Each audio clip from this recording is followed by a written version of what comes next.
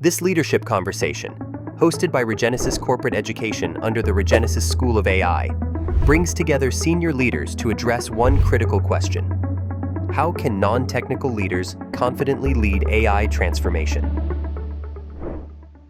Good evening, everyone, and welcome to today's leadership conversation. And this is hosted by Regenesys Corporate Education with the Regenesys School of AI. Regenesys School of AI is predominantly focusing on the AI business and also AI education wing of Regenesys Corporate Education, which is predominantly larger part of our Regenesys Global, which is headquartered in South Africa. In South Africa and across Africa, we're there in almost 10 countries. And we are an education conglomerate running various business schools and also various university level courses and so on. So our focus today is on a very powerful question, and this will be very, very interesting to take it through. And this is very relevant and apt also from the point of view of, and given the background that how fast AI is percolating across, and also we are adopting it at the equal speed. So the question is, how can we as senior leaders and without technical backgrounds, confidently translate AI potential into real business outcomes? So that's a very pertinent question today in all of our minds.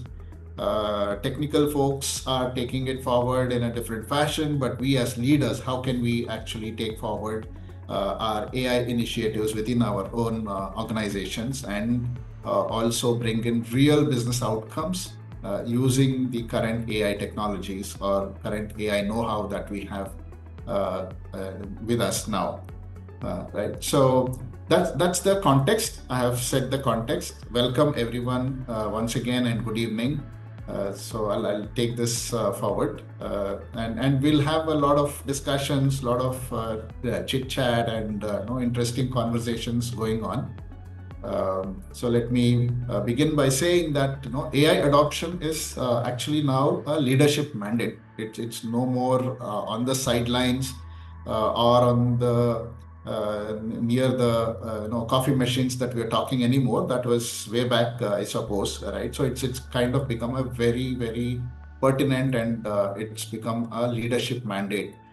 Yet we see that across industries, as leaders, we consistently struggle.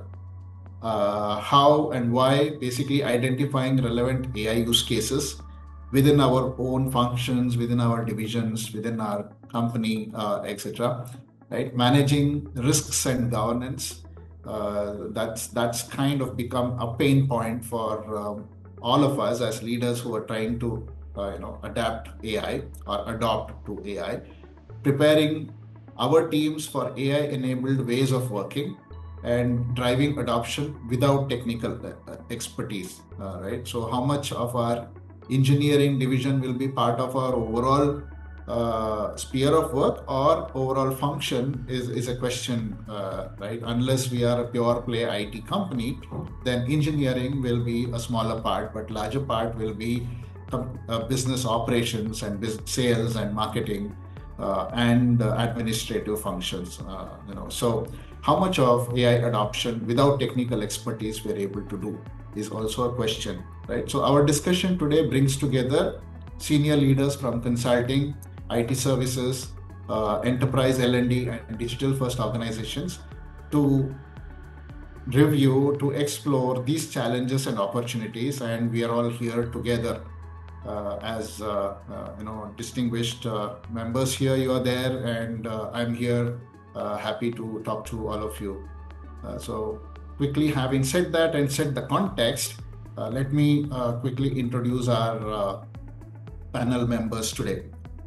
I'm pleased to introduce our esteemed panel consisting of Amit Chowdhury. Amit Chowdhury is Technical Director, KPMG Bangalore. He brings expertise in consulting, digital capability building, and technical leadership. And Mr. Victor is Vice President L&D Infosys Education Learnings, Bangalore. He leads one of the largest capability ecosystem globally with insights into AI-enabled learning at enterprise scale. Welcome, Mr. Amit, and welcome, Mr. Victor. And then we have Santosh Akela. He is the Assistant Manager L&D Cognitus in Hyderabad. He represents digital first and SME perspectives, bringing practical insights into agile AI adoption. Welcome, Mr. Santosh. And we have Srijata, Chief Learning Officer, TCS Bangalore. And Srijata provides a strategic enterprise viewpoint on leadership capability, workforce readiness, and transformation at scale. Okay, yeah, welcome Srijata, and welcome everybody. Thank you all for joining us. So let's actually begin our conversation, and let's have a lot of discussion and a lot of insights and sharing and so on. And let's see how to address the elephant in the room today. Right. So let me begin, and this could be a general discussion with anybody can pitch in, and you can take that up and we can finally discuss.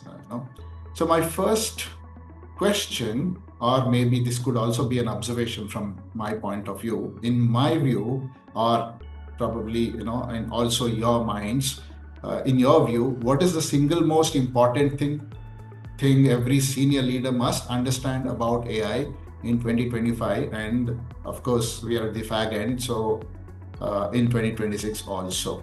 So what's that single most important thing we must really understand about AI? Okay, let me start. I think a couple of points. I think one is, I think what was just headlines a couple of years ago is a mainstream, right? And what we are talking about is a Gen AI and the tools that has evolved at a much rapid pace than ever before, right? And that's not all of it. Actually, it is evolving, and it is kind of multiplying into different derivative of technologies, right? So we just started with that's just a chat interface to your LLMs to agentic AI, right? It's actually evolving into different aspects of AI to for us to really putting us a challenge to grapple with, right, what we can do. So that's on one side, right? On another side, I think if you look at it, you have some of these technologies which are evolving at a much faster pace.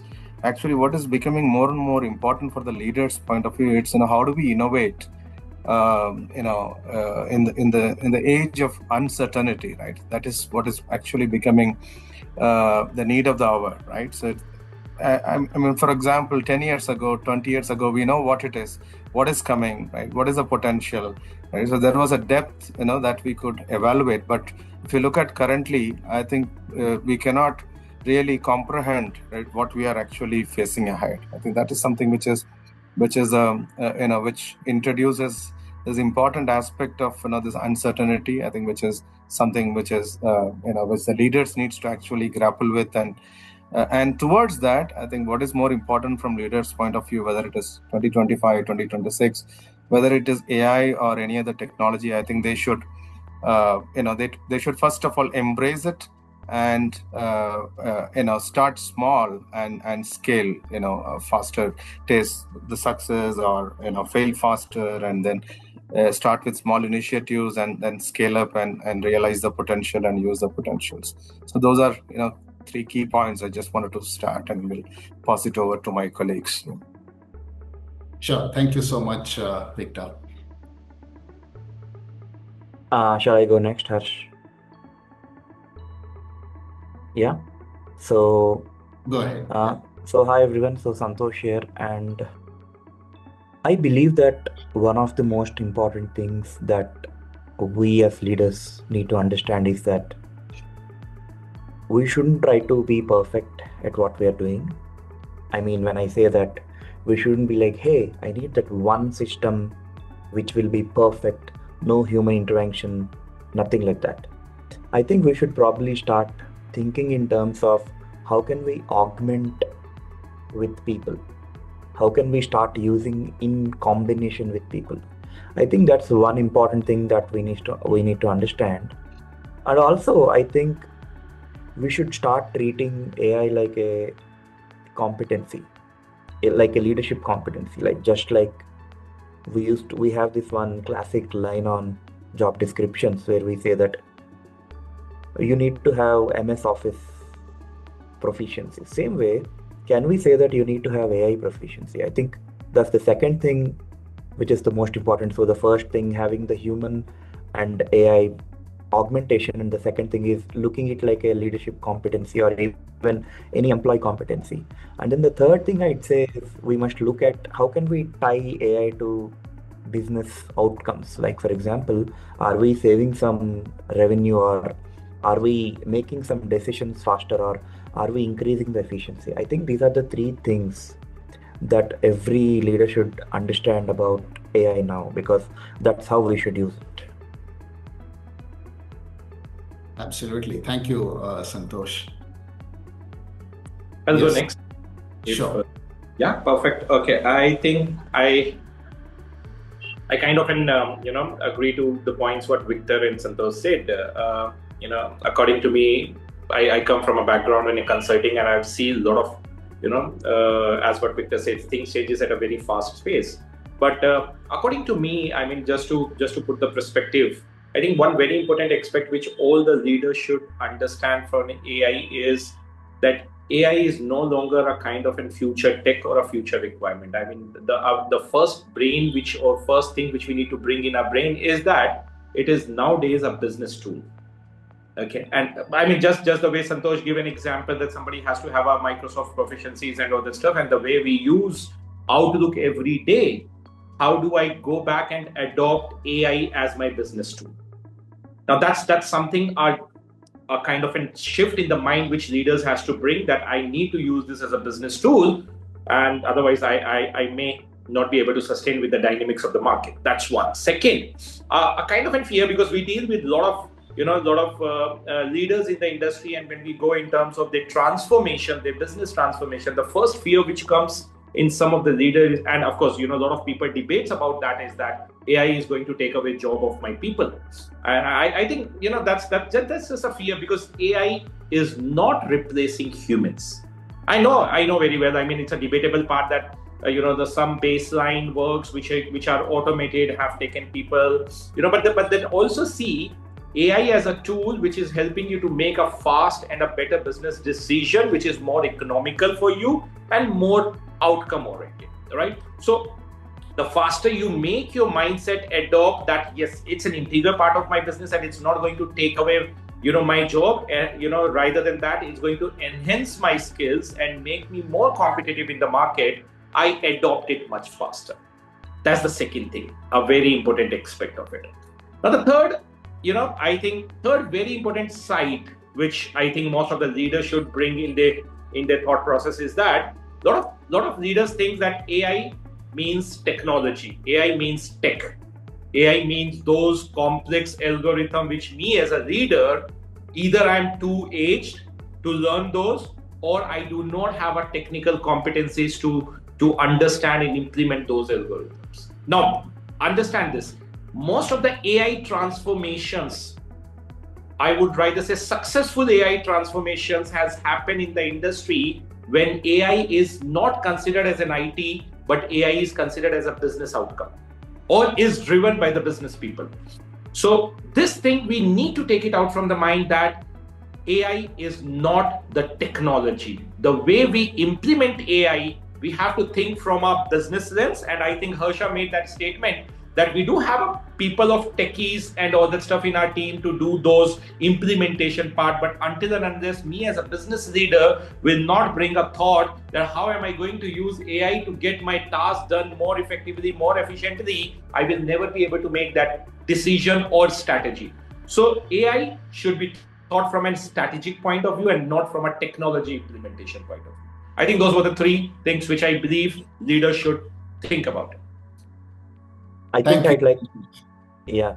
So Harsh, I think I'd like to add one thing to what Amit said, like treating AI like a business competency or not treating AI like technology. I have one take here. Like I'd also probably look at, see, we hire consultants, we hire employees. I'd also look at any AI tool like a consultant or an employee today, because it's all about this. I'm getting one tool or I'm getting one person. It's either people, process, or tech, anything that I'm getting today. What is that I'm getting out of it? How am I evaluating that? If I'm interviewing a candidate, I'll probably say, hey, what are the competencies, what are the softer skills which that requires? In the same way, if I am taking an AI tool into my organization, how is this going to help me? What is the efficacy of this one product? I think we should also start thinking in that direction. Yes. Thank you, Santosh. Srijata, do you have a point to make on single most important thing that you're thinking of? Yeah. Thanks. So I agree with all of them, and like AI is something. No, that approach. It's not only at the juniors and at the grassroots level, but also at the leadership level, as everybody said.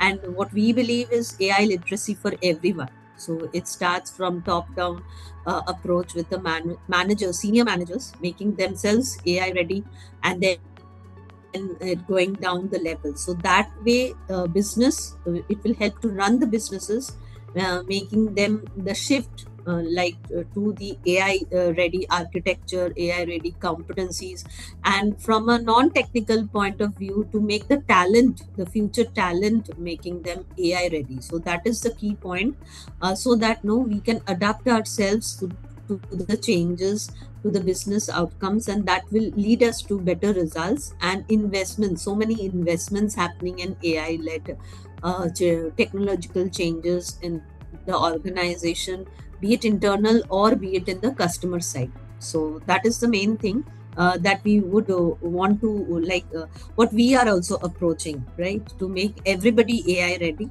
And that will help them. Like AI is not as Amit also said, right, AI and the human part, it's not going to take our jobs. The fear of there, obviously there will be automations and things happening. There has been shifts earlier also, but this will be an adjustments. We are using AI in our day-to-day uses also. The Microsoft Copilot, that is helping us in the long run with creating the MOMs or PPTs, but it won't get that level. That human touch is also required on the human brain. So that level we haven't yet achieved. What we see, though there have been advancements with the development, so we need to work and make the talent ready, so that they know where to apply the AI skills, and so that there's a balance and more advancement in the technological stuff, and that will bring in more businesses and helps in more business outcomes. So whether it be changes in the SDLC life cycle,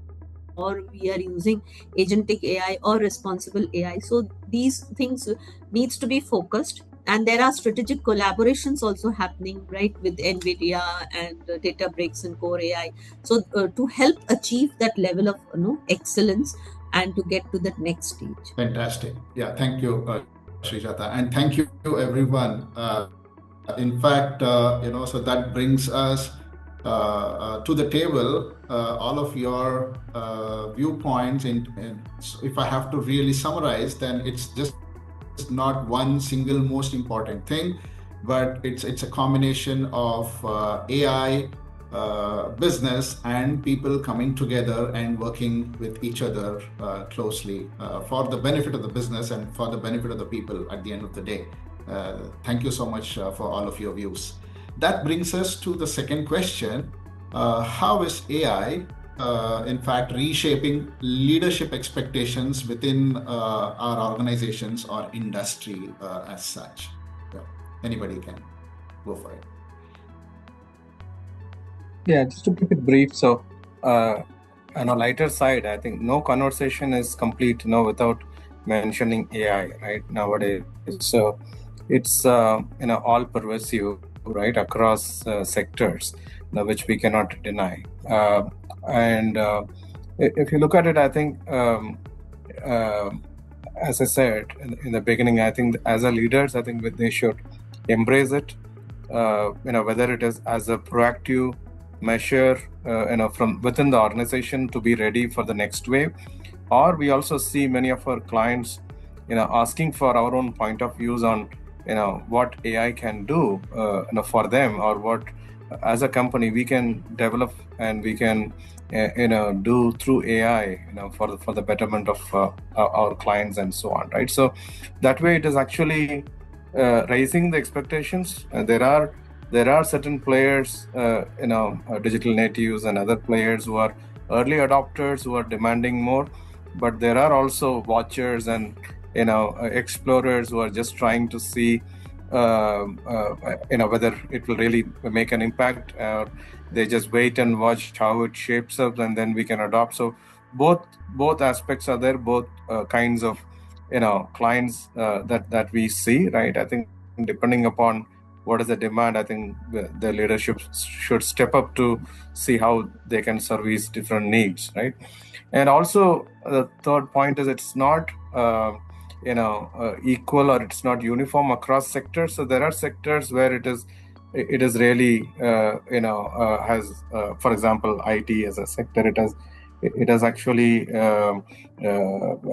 gone deeper and is used at a very, very deeper level. But there are sectors where still they don't find relevance, right? Both aspects are there, which we need to really keep in mind to service or have our own strategy around AI in the respective industries of our clients.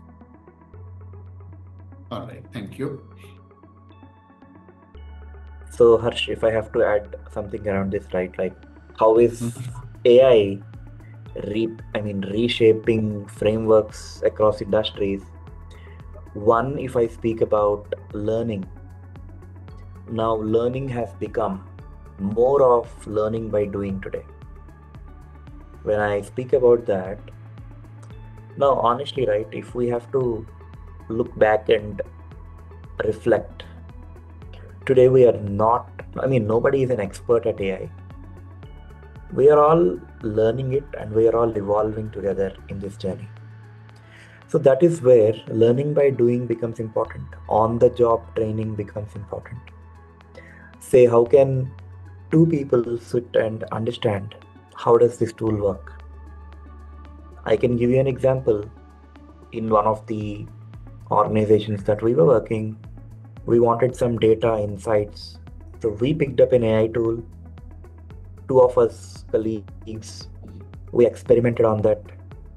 And then we started, kind of creating visualizations or getting the data, getting the insights from that. And that's how we learned it. So that becomes one more important on-the-job training. And the second thing, I think this is the game changer, because before AI, when we used to speak about capability, we used to speak about business acumen and technical skills, and then probably softer skills.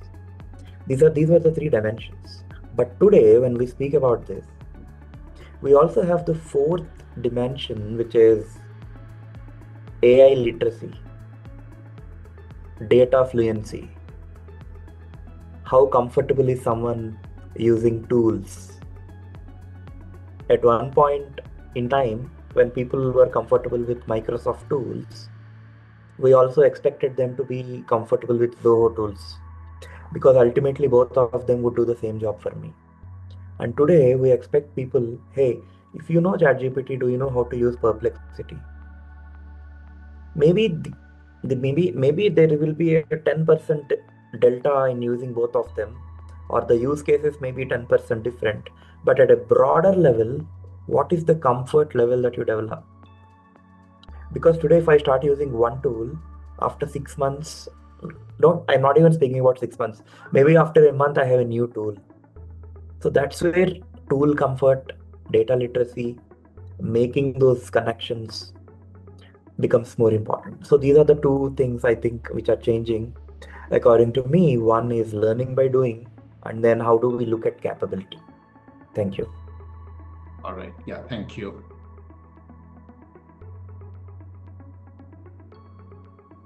Yes, I'll go next.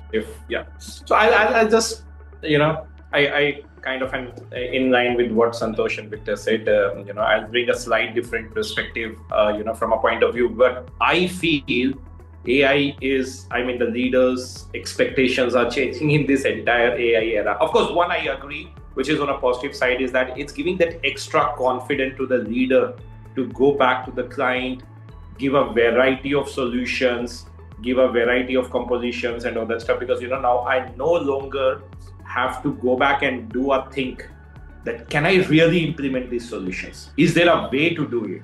There are plenty of things which are available, and as what Shrita said, tools like your chat GPTs and all that stuff just give you a picture that what solution you propose, what is the feasibility level, what probability it will take to finish it in 3 months, 6 months, 8 months period, and all that stuff. So it gives that additional boost to my confidence as a leader to go back and even address those problem statements of the client, which era back was for me like, boss, I can't do it, right? That's one part, which is good. Now on a other side, the AI, is also making leaders a bit more restless, and slight from a point of view that they want everything to be done in a very fast way. Let me give you an example. In a previous era, in an era when AI was not so popular, we used to go to our clients and used to present them something known as POCs, proof of concepts, right? And this proof of concepts purely was based on the problem statement which is given by the client. We as a leader used to play our role that we hear from a client, what's your requirement, what do you want to do? We go back to our tech team, we give them those requirements, they used to design a kind of an POC for us, we used to do our internal testing, and we go back after 3 to 4 weeks to the client, here is your POC. Now with all this AI and kind of a no-code, low-code tools, what is like your vibe coding as a new part coming into picture, me as a leader, I design my own POCs.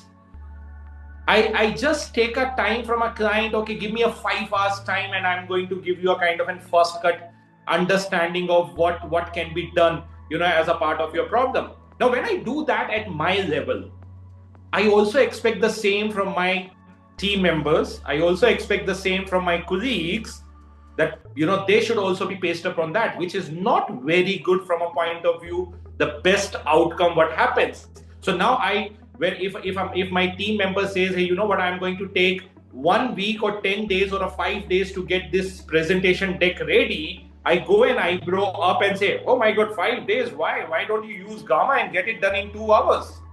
Right? And that's a kind of an unrealistic time frame expectations which AI has put, or kind of an expectations what the leaders with AI competencies are actually expecting now from the market. So one good part, but yeah, the other one is slightly dicey. But these are the 2 things where I feel the expectations are going on a very high side. Perfect. All right. Yeah. Yeah, agree with Amit and Santosh as well, Harsh. So AI, like it eases the job. Like nowadays, like POC, POV, like this is something has become distant path. You can go to your customer and you have the vibe coding. So you have the problem statement with AI. You can show them the solution with the tools. You can run it and actually show them the solution within some quick span of time. So it just eases the job, and there is like more in the plate. Now you can do within a stipulated time period. You can do a lot of things with AI. So that is the good part of it, which AI brings into the table for it. But obviously, like now, leaders don't have to go into the details of the coding aspect. So when there was the shift to the cloud environments, we've seen these shifts and all. So then leaders, there were so much technicalities behind it. But with AI, like AI is across the board. It's for business leaders, and like develop with the low coding, no coding environments. Like it doesn't depend upon the coders itself. And we've also seen another aspect of it, like if we talk globally, we see countries making it organizations to be compliant with the AI aspect. So we have seen it in Europe that they want the organizations to be AI ready and AI compliant, which is the good part. If it comes from the policy aspect of it, then obviously everybody has to adopt it and make use of the businesses. And some days ago, also we've seen it in the news that due to AI, some mistakes being made from an Australian firm, there were huge losses also incurred. So that is one part we have to take care also. So it's not just fully dependent on AI, but we should know where to put the filter on and where not to put it, and make the best part of the AI in the daily works and lives. And in IT, we find these use cases, but we've seen like non-IT people, doctors and other professionals, for instance, for them AI is a boon. Like they were, if they face difficulties in working in PPTs and presentations, AI comes as a help to them. So for non-IT people, it acts as a boon. Or for using Microsoft AI Copilot also, it is very helpful for them. So that is the good part of AI. Wonderful, wonderful. Yeah. So I think these discussions is really bringing the aspect that no more ROI is only expectation from the leadership in terms of either the technology adoption or process adoption, but it goes beyond because AI goes beyond ROI. I think in the current era. Yeah, wonderful discussion.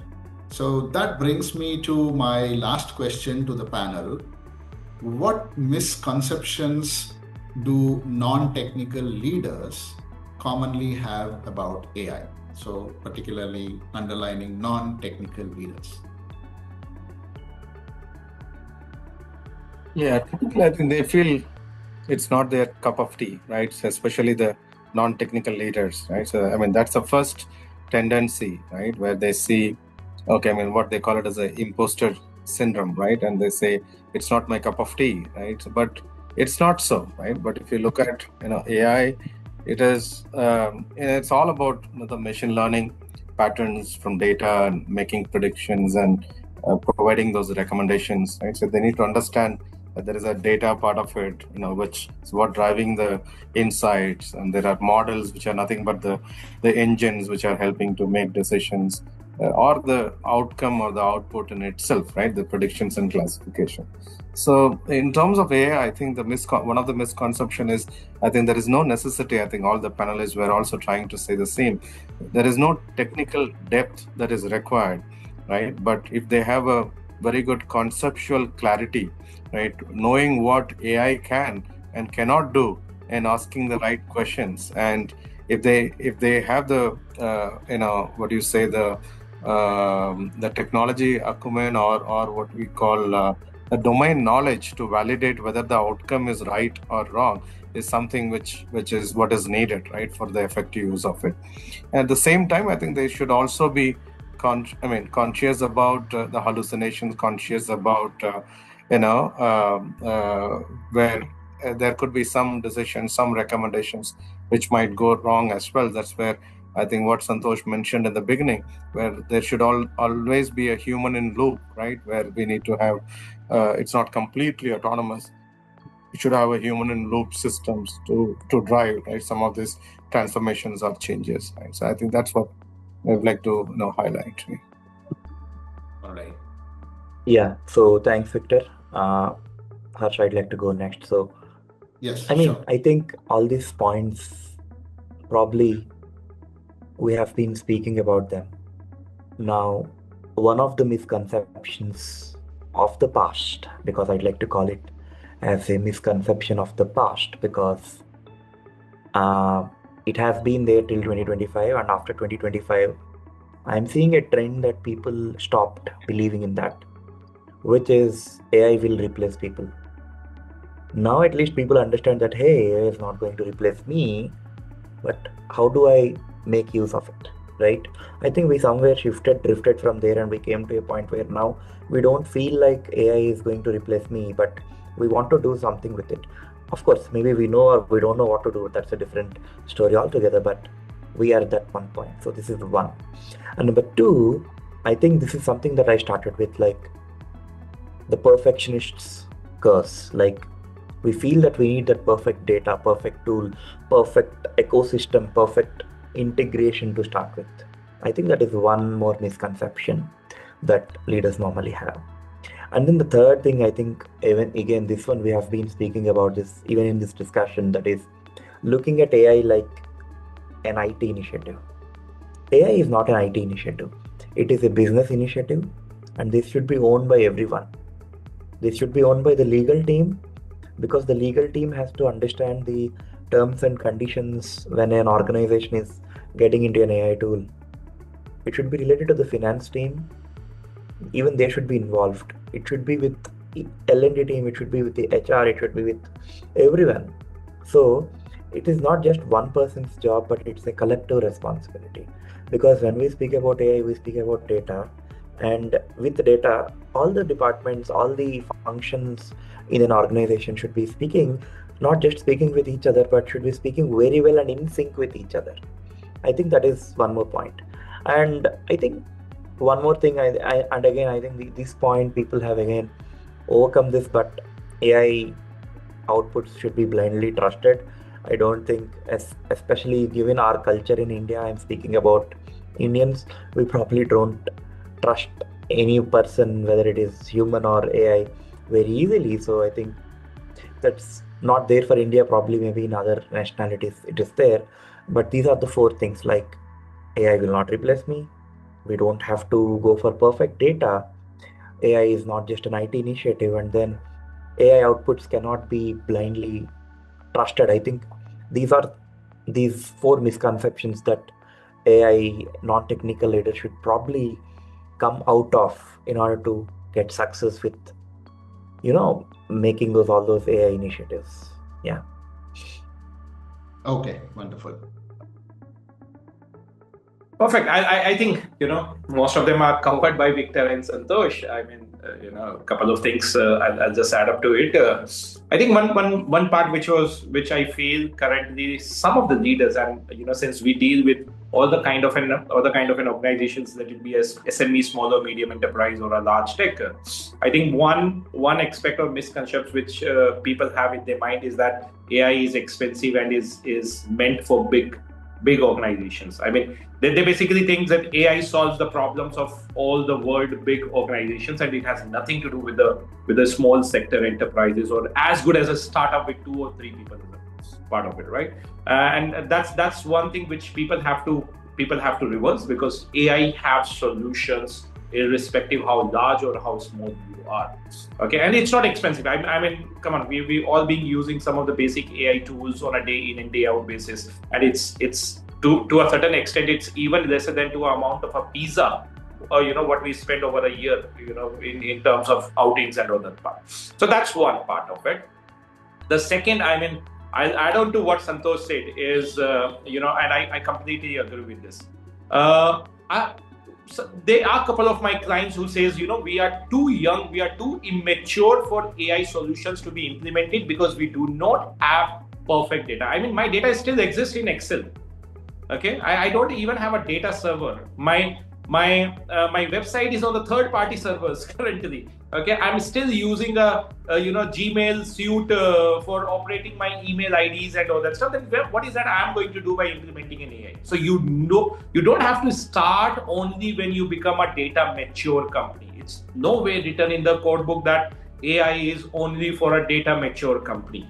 As what Victor said, the early you start and take those build those small use cases, and when those use cases stack on top of each other, that's how you build a mature AI organization, or I would like to say AI enabled organization. So you don't need a perfect data, you don't need a perfect ecosystem to start implementing. Third, a very simple as what I just add on my perspective, the other way around, what Santosh said. Santosh said that from a point of view, can we really believe the outcome of an AI 100%? Can we trust it on the part of it? I have seen leaders, I have seen business people completely trusting AI blindly. And that's one misconception. I mean, again, you take any of an AI tool, some of them, they don't even review the output of those AI tools. They go with the confidence that, yeah, it has given me a correct output, which is not the correct way of looking how an AI produce an output. I mean, of course, you can trust it. Even an AI says, that AI generated content can't be 100% accurate. They themselves say. So you have to put up that extra effort to bring your human brain towards the end and say, hey, you know what? You have done 80% of work for me. Thanks, AI. I'm going to take care of the rest 20% to make it as good and as feasible to the client. So just to sum it up, you don't need a large organization and expensive techs to enable AI. You don't need to be a data-driven organization to start initiating your AI part of it. And yes, you trust AI, but don't blindly trust it. You have to bring that human brain towards the end of it. Yeah. Srijata, do you have any observations from point of view of misconceptions? No, I agree with all of them. And the misconception, they have already pointed out, AI is not going to take the jobs, but we have to have our brains in there, like quoting what Amit said, and it will rather help in sharpen our outputs and all with the AI tools and technologies. We just need to be AI ready, and we should have the basic knowledge to use AI in proper areas, be it technical, non-technical, everybody. Like AI cuts across technologies. Okay, so it is irrespective whether you are from a SAP background, Oracle background, cloud person. AI cuts across technologies. So that is the thing we can take ahead. Okay, yeah, thank you. Yeah, one of the important observations is, if you ask AI itself, what are the misconceptions about AI? That's an interesting question to AI itself. So it says misconceptions are predominantly human created and human perceived. So they'll have to solve it by themselves. So that's very interesting fact to know from AI perspective. Right. Yeah. And thank you so much, everybody. So we had a very, very wonderful discussions. Now I think I'll have very pointed questions to each one of you, and particularly maybe, it's kind of interesting to you or from your organization perspective or from your general perspective as well. So let me start with Mr. Amit Chowdhury from KPMG. Mr. Amit, consulting firms today face constant pressure to stay ahead of digital shifts, right? So how is AI reshaping technical capability expectation within the consulting arena, or within the consulting area? Perfect. I would say, Harshji, it's not reshaping. It's actually a turbulence. It's a big time turbulence for all the consulting firm who wants to be ahead of each other. Couple of aspects where it's actually bringing a lot of input is that the generation old concept, or I would rather say it has completely shifted the baseline skill sets, what one required to be a good consultant. Okay, I mean, we used to have an era when I want to become a consultant, I should be proactive, I should be adaptive, I should know how to frame a solution and all that. Now that baseline has gone away. Now what consulting goes, I would rather say it has brought a completely new dimension of a skill set which one required. You need to be a bit of tech savvy. You need to understand AI as a domain. You need to understand consulting as a part of it, rather than, so that baseline skill set of the people has completely changed just because of the AI coming into the picture. A. B, I think that's an expectation from both the sides.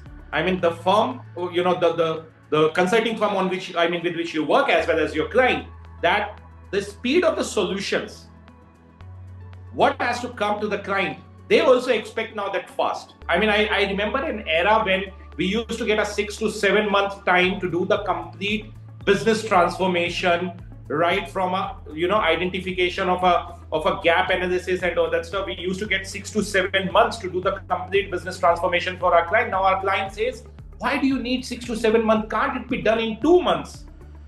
What do you need for a gap analysis? I have my process document. You use tools, get your gaps analysis done from there. Why do you? I mean, that it has increased the expectation that people, the client expects us to deliver the engagement faster. We also expect the engagement to get over faster, because the faster you finish the engagement, the better, the faster you get the money from the client. Right? So that it has increased the speed at which the work has to be done. That's the second part. Third, a very important part which is bringing is, and this is the dynamics I'm giving across, it has opened a complete new business lineup. And I'm not saying from a point of view of a solution to the client, from a point of view of a solution which can be internally implemented within the organization. Okay, now the organization with which I work, we do a lot of AI enabled, my solution line does a lot of AI enabled transformation for other solution lines within the KPMG part of it, right?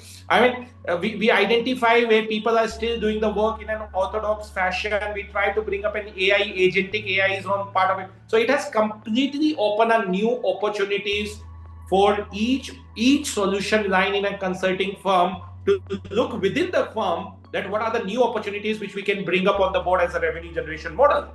And it also gives us a chance to first implement those ideas within the organization and then take them as a solution to the client, right? So that we can go back and say, hey, you know what, it's a trained and tested solution, what I'm bringing to you, I have implemented that internally. So just to sum up, I think the baseline skill set has changed completely because of the AI. Second, the speed at which the engagements or the consulting works has to be done is increased. That expectation has increased from both client side as well as the firm side. And third, it opens a complete new door for us to go back and see what are the new opportunities within our firm itself where AI can be implemented as a revenue system. So those are the things I think which is very fast changing from a consulting perspective. All right, Amit. Yeah, that's very, very interesting from the consulting perspective. Thank you so much. And this is for Victor from Infosys. Victor, Infosys has one of the largest learning ecosystems in the world, right? So how are you integrating AI into capability development at such a big scale? Yeah, sure. I think I'll dwell on it in three aspects. So number one, on AI enablement. So we have stitched together enablement programs, which are a kind of a 3-tier enablement program, what we call as a AI aware, which is predominantly for all the employees. Everybody needs to be aware, need to know the potential, need to know what is what, etc. Right. So that's number one. Number two is AI builders. Right. So it's not just getting awareness primarily for the developers and people who work on AI, right? How they can become builders, how they can actually work with some of those tools and technologies and use them to build solutions, right? So that's the second part of it, right? So enabling them. So that's a journey that we were, right? And the third part is, becoming AI masters. So this is primarily for the people in specialist roles or the architects, right? So for them to, how they can fine tune the LLM or how they can build the RAG models, right? So how they can actually, curate different solutions for different industry verticals, right? So that's what, the learning journey that we have, gone through and which we are going through, right? From a AI aware to AI builders to, AI masters, right? And there is also something in between, what we call as a AI evangelist, which is typically aimed at the sales people and so on, right? So that's on one side, right? In terms of how we are going through our own AI enablement journey and learning AI, right? And how do we leverage AI in learning, right? Is something which is very, very important, right? So if I have to start, building our own AI first learning platforms, right? Where we can, we use AI extensively, right? It's number one, how can we do hyper personalization, right? Which is the need of the hour. We are dealing with multi-generational workforce, right? And the current generation, doesn't need something which is generic, right? So how we can actually personalize and provide, what is relevant for them is very, very important. And AI can actually play a very, very important, role here to customize. Just like, how we see in some of the some of the platforms, retail platforms that we see. You search for something, you get the recommendation very next moment in all the social feeds that you are signed up in, right? So similarly, how we can actually give them the learning recommendations and saying what could be your next learning journey, right? Or it could be, on the other hand, right, leveraging the potential of AI to develop content, right? So for example, developing any course, right, might take somewhere, in the past 2 months to 3 months, right, extensively. But now you can build AI powered authoring tools, the digital platforms, where you can just put the topic, it can generate the entire course and provide you in within few seconds or more, minutes, right? So where you can further edit. It's not only the content, video based content, or creating those experiences is all something which is part of it. And the much more bigger aspect is, right, so where we had heavy dependency on the expertise of educators or trainers and teachers in terms of assessments and evaluation, where AI can actually play a bigger role, right, and plays a bigger role, where you can create curated assessments, right, depending upon what combination of topics that you need, and AI can actually help you to evaluate, right, and provide those recommendations where they have gone wrong or where they can improve, and provide a comprehensive assessment of the performance that you can go, starting from your language, the soft skill aspects, to the technical aspects. It will be able to evaluate. So across the segments of learning, right, be it learning or be it practicing, be it on the assessment, providing the hyper personalized environment, or be it the content generation, right? AI, we leverage AI extensively in our learning platforms, as well as providing those learning opportunities. And third, I think what's more important, which is actually working well, is start developing certain things, right, which we can do. For example, we developed our own small language models, right? It's not just learning about it and using it internally, how we can actually develop some of those models, though there are biggies who develop the LLMs, right? Can we have curated models for specific industry applications? So we are developing some of those models in our own suites, right, and enabling people on those suite of offerings. So that's exactly what we do. Leverage AI extensively in the capability building, talent building, and so on, to make it more purposeful and relevant. Yeah. Thank you so much, Victor. That's capability development at scale with structured approach. So that's fantastic to hear. All right. So, and this interesting question I had to Srijata. So Srijata, if you had to prioritize, let's say within your organization, what would you like to prioritize one AI readiness initiative for 2026 in the coming year? What would that be? Yeah, so AI, this has been the phenomenon, no, that is transforming our daily work, lives, rapidly, and it is quite evident organizations considering this AI, Gen AI adoption as one of the top priorities. So we have to nurture a new generation of AI professionals through this comprehensive talent development strategy and a skill workforce, and make them AI ready for the future, to ensure the enterprise readiness for a Gen AI capability and all. So it enhances the productivity, and it transforms and accelerates the business with the power of Gen AI. There are new growth opportunities which needs to be taken care, and this has an edge over the competitors also with these transformed business processes. So it's not only the theoretical knowledge, but also the hands-on experience is also quite needed. And since now people, this Gen Z is quite, they are very agile, and they want so this agility has to be brought into the programs also designed, incorporating the latest developments in the Gen AI world. And it changes so rapidly. So if you curate something today, it's not that you have to again update that in a very short span of time, maybe after a couple of months. So the changes are happening, and you have to adapt yourselves and incorporate those changes to be updated and be market ready, future ready, so that you can deliver those changes and those updates to your customers. Then only that will set you apart from the rest of your peers over there. All right. Yeah. Thank you so much, Srilata. That was very, very interesting. Yeah. Now, Santosh, I had a question to you. Yeah. From your perspective, maybe, or from your organization's perspective, we often find that SMEs, have very, very limited budgets and resources, right? Be it, if they're absolute startups or early startups, or any of the SMEs with a lot of crunches like this, how can such organizations build AI capabilities without heavy investments? Yeah. Sure, Harsha. So I'd first like to address this point. Like, I'd like to first speak about the head count, or the number of people in an ecosystem or in an organization. Now, if you look at a very large conglomerate, right, any initiative that you take, not just the AI, any change that you want to bring about. Now, driving an AI literacy is all about a change management exercise, right?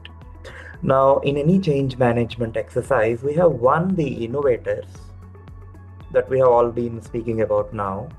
And number two, we have these early adopters, right, who adopt it. And then we also have these laggards, like who are a little late in adopting to this. And most of the time, we target innovators and early adopters. Now, this is with large-scale organizations. Now, with SMEs or with mid-sized companies, I see this as an advantage. Only because the headcount is little lesser.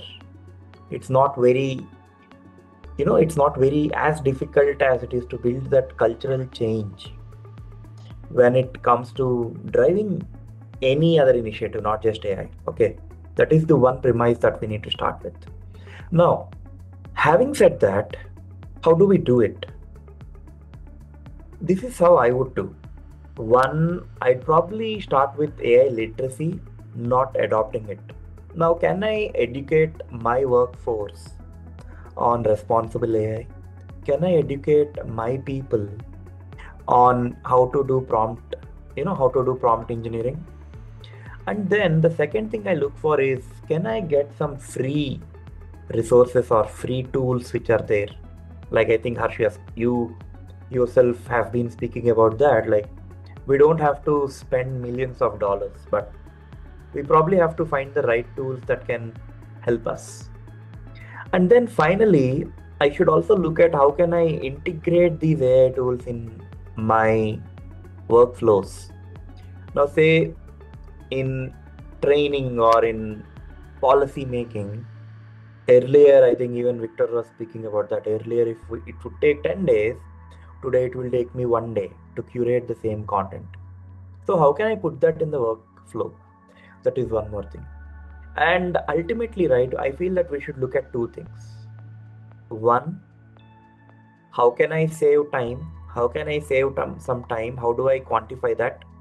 And number two, how do I make sure that the teams or the people in the organization feel that they are becoming more productive by using them? Because once I feel that, hey, I can get more productive, that's when I can go and I can start doing these things.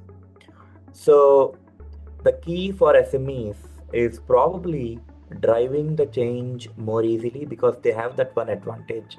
They shouldn't feel that, hey, how can we do it? Because they have the edge of being more leaner. And of course, they should start with literacy, leverage some of the free tools or some of the low cost ecosystems which are there. And then they should also start integrating more easily in the workflows, because as I said, because of the lean structure. And I think this is where, they should look at the visible time, and then they should improve quality in the way their teams feel. So I think these are some of the things that SMEs can do. All right. Thank you so much, Santosh. I think we are almost on top of the hour. keeping in mind the constraint of the time, I would have really loved to take questions from the audience to the panel. But I think we just have 1 more minute time for me to kind of summarize and then wrap up the whole program. All right. So I would like to thank every one of you here. It was wonderful talking to all 4 of you. Thank you so much, all the panelists, for a rich and very, very practical discussion today. I hope it was very productive session for all of you. This whole program that we are actually conceived and want to take forward as an initiative from Regenesys. So as a key insight from today's session, it's very, very clear after having such a wonderful discussion that AI transformation is no more or no longer a technology challenge. It is actually a leadership capability challenge. Right. So that's one of the very key takeaway that we should go with from today's program. So for leaders seeking such structured application focused guidance or any way forward that we want to create for ourselves within our organizations or outside, Regenesys AI for non-technical leaders program, and this is very structured program that we will be starting beginning on 27th January 2026. So having said that, once again, I would like to thank all the panel members. Wonderful to talk to you, and it was so very knowledgeable, and also I personally am taking many things from these discussions. Thank you, good evening, and have a nice day ahead. Thanks everyone. Have a nice weekend. Bye. Thank you. Thanks a lot. Thank you to all the panelists.